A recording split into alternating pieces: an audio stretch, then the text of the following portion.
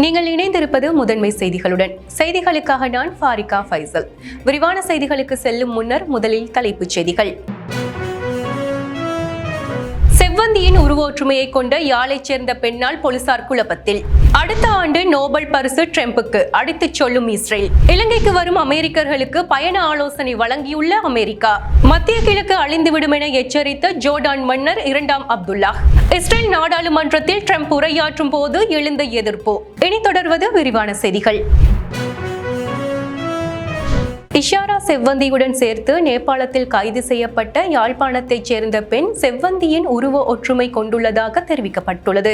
இவர்கள் இருவரின் உருவ ஒற்றுமை விசாரணை அதிகாரிகளை திடுக்கிட வைத்துள்ளதாக போலீசார் தெரிவித்தனர். பிரபல பாதாள உலக குழு தலைவரான கனேமுல்ல சஞ்சீபவை கடந்த பிப்ரவரி மாதம் 19ஆம் திகதி கொழும்பு கோட்டை நீதவான் நீதிமன்றத்திற்குள் வைத்து சுட்டு படுகொலை செய்த சம்பவத்துடன் தொடர்புடைய இஷாரா செவ்வந்தி இதுவரை நாட்களும் தலைமறைவாக இருந்தார். செவ்வந்தியை தொடர் விசாரணை மற்றும் தேடல் நடவடிக்கையை போலீசார் மேற்கொண்டிருந்த நிலையில் இன்று காலை நேபாளத்தில் வைத்து இஷாரா செவ்வந்தி கைது செய்யப்பட்டதுடன் அவருடன் இணைந்த மேலும் 5 கைது செய்யப்பட்டிருந்தனர். யாழ்ப்பாணம், கம்பஹா, நுகேகொடை உள்ளிட்ட பகுதிகளைச் சேர்ந்த 5 இவ்வாறு இஷாரா செவ்வந்தியுடன் இணைந்து கைது செய்யப்பட்டுள்ளனர். இதேவேளை இஷாரா செவ்வந்தி உள்ளிட்ட ஏனைய சந்தேக நபர்களை நாளை இலங்கைக்கு அழைத்து வர நடவடிக்கை எடுக்கப்பட்டுள்ளதாக போலீஸ் ஊடக பேச்சாளர் தெரிவித்துள்ளார். அத்துடன் குற்றப்புலனாய்வு திணைக்களம், மேல் மாகாண வடக்கு குற்றப்பிரிவு மற்றும் நேபாள பாதுகாப்பு படையினரால் இஷாரா செவ்வந்தியை கைது செய்வதற்கு சிறப்பு நடவடிக்கை எடுக்கப்பட்டுள்ளது. இந்நிலையில் நாட்டை விட்டு தப்பிச் சென்ற சுமார் 40 திட்டமிட்ட குற்றவாளிகளுக்கு இன்டர்போல் மூலம் சிவப்பு அறிவிப்புகள் பிறப்பிக்கப்பட்டுள்ளதாக அவர் தெரிவித்துள்ளார். இவ்வாறு சிறப்பு அறிவித்தல் பிறப்பிக்கப்பட்டவர்களுள் இஷாரா செவ்வந்தியும் ஒருவர் என அவர் சுட்டிக்காட்டியுள்ளார். 2025ஆம் ஆண்டில் இதுவரை சிவப்பு அறிவிப்புகள் பிறப்பிக்கப்பட்ட 18 பேர் நாட்டிற்கு அழைத்து வரப்பட்டுள்ளமையும் குறிப்பிடத்தக்கது.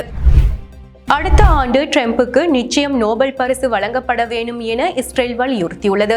நேற்று இஸ்ரேல் சென்ற அமெரிக்கா ஜனாதிபதி ட்ரம்பை இஸ்ரேல் வரவேற்றிருந்தது. இந்நிலையில் இஸ்ரேல் நாடாளுமன்றத்தில் இஸ்ரேல் சபாநாயகர் அமீர் ஓஹானா உரையாற்றிய போது அமைதிக்கான நோபல் பரிசுக்கு ட்ரம்பை விட யாரும் தகுதியானவர் இல்லை, அடுத்த ஆண்டு இஸ்ரேல் அவரை பரிந்துரைக்கும் என்று தெரிவித்துள்ளது. அது மட்டுமல்லாது இஸ்ரேலுக்கு ட்ரம்ப் அளித்த ஆதரவுக்கு மீண்டும் மீண்டும் நன்றி தெரிவித்தார். இந்த ஆண்டின் தொடக்கத்தில் ஈரானுடனான 12 நாள் போரின் போதும் இஸ்ரேலுக்கும் ஹமாஸுக்கும் இடையிலான போர் நிறுத்தத்தை அடைவதற்கான முயற்சிகளும் ட்ரம்பால் மேற்கொள்ளப்பட்டவைதான் என்று கூறியுள்ளார். அத்துடன் இந்தியா பாகிஸ்தான் போர் உட்பட ஏராளமான போரை நிறுத்தியிருக்கிறேன், எனவே எனக்கு நோபல் பரிசு வேண்டும் என்று ட்ரம்ப் தொடர்ந்து கோரி வந்தார். ஆனால் இந்த ஆண்டுக்கான நோபல் பரிசு ட்ரம்புக்கு வழங்கப்படவில்லை. இந்த நிலையிலேயே அடுத்த ஆண்டு ட்ரம்புக்கு நிச்சயம் நோபல் பரிசு வழங்கப்பட வேண்டும் என்று இஸ்ரேல் வலியுறுத்தியுள்ளது. இந்நிலையில் நோபல் பரிசு அறிவிக்கப்படும் சந்தர்ப்பம் எதிர்பார்த்து காசா போரை நிறுத்த வேண்டும் என்று அமெரிக்க ஜனாதிபதி ட்ரம்ப் அழுத்தம் கொடுக்க போர் நிறுத்தப்பட்டிருக்கிறது. ஆனாலும் அமைதிக்கான நோபல் பரிசு அவருக்கு வழங்கப்படவில்லை என்பது குறிப்பிடத்தக்கது. இதேவேளை இஸ்ரேல் பிரதமர் பேசுகையில் வெள்ளை மாளிகையில் இஸ்ரேலுக்கு கிடைத்த மிகச்சிறந்த நண்பர், எந்தவொரு அமெரிக்க ஜனாதிபதியும் இஸ்ரேலுக்காக இவ்வளவு செய்ததில்லை. இந்த அமைதிக்கு நீங்கள் உறுதி பூண்டுள்ளீர்கள், நானும் உறுதி பூண்டுள்ளேன், சேர்ந்து நாம் அமைதியை அடைவோம். துடன் ட்ரம்பின் போர் நிறுத்த திட்டம் எங்கள் பணைய கைதிகள் அனைவரையும் வீட்டிற்கு பத்திரமாக கொண்டு வருகிறது, எங்கள் இலக்கு அனைத்தையும் அடைந்து போரை முடிவுக்கு கொண்டு வருகிறது, எங்கள் பிராந்தியங்களும்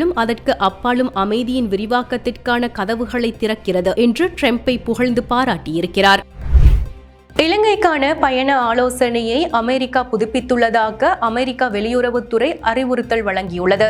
அத்துடன் அமெரிக்கா வெளியுறவுத்துறை நிலை 2 கீழ் இந்த ஆலோசனை புதுப்பிக்கப்பட்டுள்ளதாக தெரிவிக்கப்பட்டுள்ளது. குறித்த புதிய ஆலோசனையில் மேலும் தெரிவிக்கப்பட்டுள்ளதாவது, இலங்கை நாட்டில் காணப்படும் அமைதியின்மை, பயங்கரவாத அபாயங்கள் மற்றும் கன்னிவெடி ஆபத்துக்கள் குறித்த பல எச்சரிக்கை தொடர்பில் சுட்டிக்காட்டப்பட்டுள்ளது. இத்துடன் இலங்கையில் அரசியல் மற்றும் பொருளாதார காரணங்களால் எதிர்பாராத முறையில் போராட்டங்கள் ஏற்படக்கூடும் என்றும் அவை திடீரென வன்முறையாக மாறும் வாய்ப்புள்ளதாகவும் எச்சரிக்கப்பட்டுள்ளது. இந்நிலையில் பயங்கரவாத தாக்குதல்கள் எச்சரிக்கையின்றி நிகழக்கூடும் எனவும் சுற்றுலா தலங்கள், போக்குவரத்து நிலையங்கள், சந்தைகள், விடுதிகள் மற்றும் வழிபாட்டு தலங்கள் போன்ற இடங்கள் இலக்காக இருக்கக்கூடும் என்றும் குறிப்பிடப்பட்டுள்ளது. அத்துடன் இலங்கை வடக்கு மற்றும் கிழக்கு மாகாணங்களில் இன்னும் சுமார் 23 சதுர கிலோமீட்டர் பரப்பளவில் கன்னிவெடி அபாயம் நிலவுகிறது என்பதால் அந்த பகுதிகளில் முக்கிய பாதைகளிலிருந்து விலகாமல் இருக்குமாறு, மேலும் அமெரிக்கா குடியினருக்கு தமது பயண திட்டங்களை மாற்ற தயார் தயாராக இருக்கவும், அரசாங்க அறிவிப்புகளை பின்பற்றவும் ஸ்மார்ட் டிராவலர் என்ரோல்மெண்ட் புரோகிராம் என்ற சேவையில் பதிவு செய்து அவசர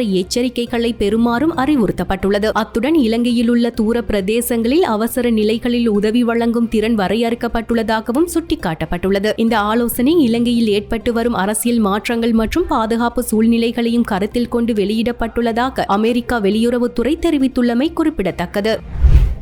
பலஸ்தீன நாடு உருவாகும் வகையில் அமைதி முயற்சிகள் மேற்கொள்ளப்படாவிட்டால் மத்திய கிழக்கு அழிந்துவிடும் என ஜோர்டான் மன்னர் 2ஆம் அப்துல்லா எச்சரித்துள்ளார். காசா அமைதி திட்டம் குறித்து எகிப்தில் நடைபெற்ற உச்சிமாநாட்டில் கலந்து கொள்வதற்கு முன்னர் அவர் இந்த எச்சரிக்கையை விடுத்துள்ளார். அத்துடன் இந்த பிரச்சினையை இப்போது தீர்க்கவில்லை என்றால் அரபு மற்றும் முஸ்லிம் உலகங்களுக்கும் இஸ்ரேலுக்கும் இடையிலான உறவை காணவில்லை என்றால் மத்திய கிழக்கு அழிந்துவிடும் என்று மன்னர் அப்துல்லா கூறியுள்ளார். மேலும் அமைதிக்கான பல தோல்வியுற்ற முயற்சிகள் மேற்கொள்ளப்பட்டுள்ளன. இந்த நிலையில் இரு நாடுகளுக்குமான தீர்வை செயற்படுத்துவது மற்றும் இஸ்ரேலுடன் சேர்ந்து மேற்கு கரையிலும் காசாவிலும் ஒரு சுதந்திர பலஸ்தீன அரசை உருவாக்குவது மட்டுமே ஒரே பதிலாக இருக்கும் என அவர் தெரிவித்துள்ளார். இஸ்ரேல் நாடாளுமன்றத்தில் உரையாற்றிய அமெரிக்க ஜனாதிபதி டொனால்ட் ட்ரம்புக்கு இஸ்ரேலிய நாடாளுமன்ற உறுப்பினர்கள் எதிர்ப்பு தெரிவித்தனர். இஸ்ரேல் மற்றும் காசா இடையே போர் நிறுத்தம் ஏற்பட்டுள்ள நிலையில் அமெரிக்க ஜனாதிபதி டொனால்ட் ட்ரம்ப் நேற்று இஸ்ரேல் சென்றிருந்தார். இந்நிலையில் இஸ்ரேல் நாடாளுமன்றத்தில் ட்ரம்ப் உரையாற்றும் போதே திடீரென 2 நாடாளுமன்ற உறுப்பினர்கள் ட்ரம்புக்கு எதிர்ப்பு தெரிவித்து முழக்கமிட்டனர். அதில் ஒருவர் இனப்படுகொலை என எழுதப்பட்டிருந்த பதாகைகளை தூக்கி பிடித்தார். இதனால் இஸ்ரேல் நாடாளுமன்றத்தில் பரபரப்பு ஏற்பட்டது. பாதுகாவலர்களால் வெளியேற்றப்பட்ட பின்னர் ட்ரம்ப் தொடர்ந்து உரையாற்றினார். இத்துடன் செய்திகள் நிறைவடைகிறது.